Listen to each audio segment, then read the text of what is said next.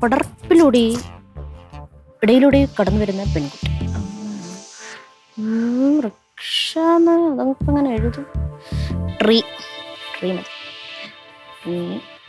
പടർപ്പിലൂടെ ഇഴങ്ങി വരുന്ന പെൺകുട്ടി.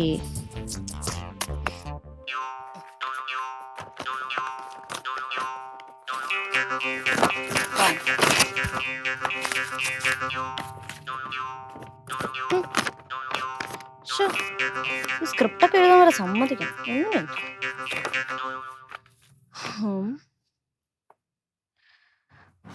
മരക്കൊമ്പിലിരിക്കുന്ന തത്ത.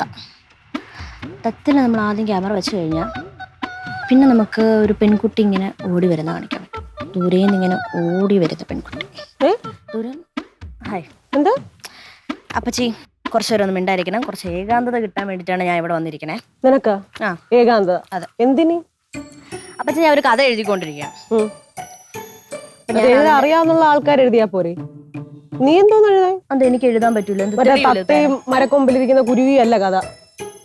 അങ്ങനെ കഥ നമുക്ക് തുടങ്ങാം കേട്ടോ. നീ എന്താ നേരത്തെ പറഞ്ഞേ? ഒരു പെങ്കൊച്ചു ഇങ്ങനെ നടന്നു വരുന്ന പെൺകൊച്ചു ഓടി വരുന്നു. അല്ല, പാവാടയൊക്കെ ഇട്ടിങ്ങനെ എന്തിന് ഇങ്ങനെ ഓടി വരുന്ന. ഇതൊക്കെ എന്തിനിപ്പോ? എന്റെ അപ്പച്ചി, എനിക്കൊരു കോമ്പറ്റീഷൻ വരെയാണ്, ഷോർട്ട് ഫിലിം കോമ്പറ്റീഷൻ. ഞാൻ അതിന്റെ സ്ക്രിപ്റ്റിന്റെ പണിപ്പുരയിലാണ് ഞാൻ. Script writer? അതെ. എടി, അറിയാന്നുള്ള പണി ചെയ്താ പോരെ? നിനക്കിതൊന്നും അറിഞ്ഞൂടാ?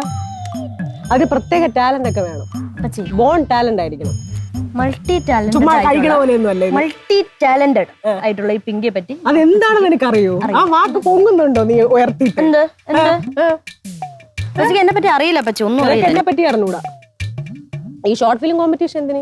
അതെല്ലാം കിട്ടൂ അപ്പച്ചി? 1 ലക്ഷം രൂപയാണ് സമ്മാനം, അറിയോ?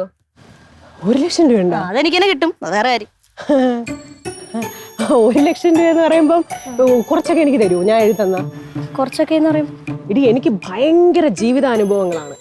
ഞാൻ അതിൽ നിന്ന് കുറച്ചിട്ട്, എന്റെ മനസ്സിൽ നിന്നും കുറച്ചിട്ട്, പിന്നെ നീ പറയുന്നതിലൊന്നും കുറച്ചിട്ട് എന്റേതായിട്ടുള്ള രീതിയിലൊരു ഷോർട്ട് ഫിലിമിന്റെ ത്രെഡ് വരാം. ഉണ്ടോ വല്ലതും കയ്യില്? ഞാൻ തരും. നിനക്കത് ഡെവലപ്പ് ചെയ്യാനുള്ള കഴിവുണ്ടോ? ഡെവലപ്പ് ചെയ്യാൻ എനിക്ക് പിന്നെ കഴിവുണ്ടോ എന്ന് പ്രത്യേകിച്ച് ചോദിക്കേണ്ട ആവശ്യമില്ലല്ലോ.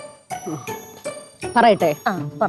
ഈഗോ ക്ലാഷ് കാരണം പരസ്പരം തെറ്റിപ്പിരിഞ്ഞ അച്ഛനമ്മമാരുടെ ഒരേ ഒരു മകൾ അവളുടെ വികാര വിചാരങ്ങളുടെയും ആനന്ദ തുന്തിലം പറ്റില്ലല്ലോ, വിഷമ തുന്തിലങ്ങളുടെയും ബ്രഹ്മാണ്ഡ കഥ.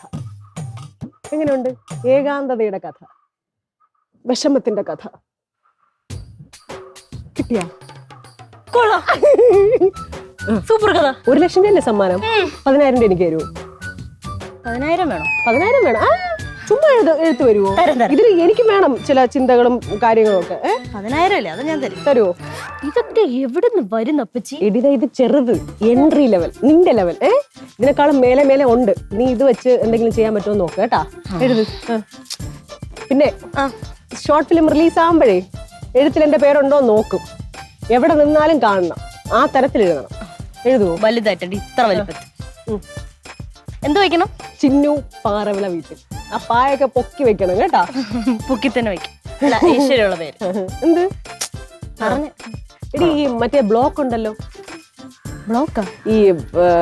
ഈ ഭയങ്കര ക്രിയേറ്റീവായിട്ട് എഴുതുന്ന എന്നെ പോലുള്ള ആൾക്കാർക്ക് വരുന്നൊരു ബ്ലോക്ക്. എന്താ പറയുന്നതിന്? Writers block. അത് വരികയാണെങ്കിൽ എന്നെ വിളിക്കണം. ഞാൻ എന്റെ അടുക്കളയിലുണ്ടാവും കേട്ടോ. അപ്പച്ചീന്ന് പറഞ്ഞാൽ നീട്ടി വിളിക്കാം. അപ്പൊ എന്താ എഴുതി തുടങ്ങും?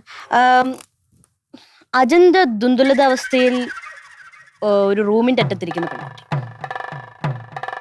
നീ സംശയമുള്ള വാക്ക് മുഴുവിപ്പിക്കണ്ട. ആ എന്നെഴുതിട്ട് കുത്ത് ഇട്ടാ മതി. ഇല്ലേ, ഞാൻ വരാം.